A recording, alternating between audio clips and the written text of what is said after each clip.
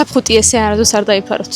Ვითომ ხომ მარტივია, მაგრამ ძალიან ბევრი ადამიანი ჩაფხუტს იფარებს არასწორად. ჩაფხუტის აფარებას აქვს თავისი წესები და არ უნდა იყოს ესეთი. და მაინც როგორ უნდა დაიფაროთ? პირველ რიგში მნიშვნელოვანია ჩაფხუტი იყოს თქვენი ზომა. ამისთვის გჭირდებათ საკერავი ლენტი და თავის გარშემოწირულობას გაზომავთ და ნახავთ მიახლოებით რა ზომა არის თქვენი თავი.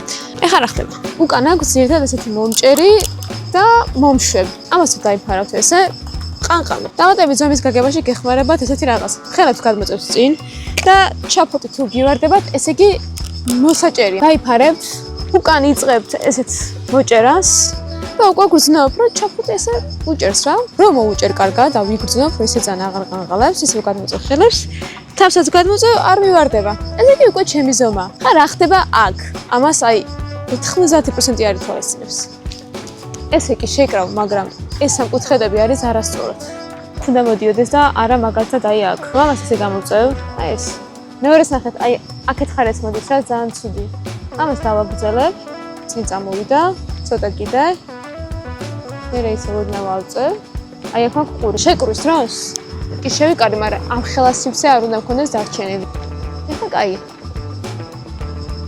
შენიერი, უკან მოჭერილი მაქვს. ესეც ისე ძალიანაც არ ყანყალებს რა. ეგა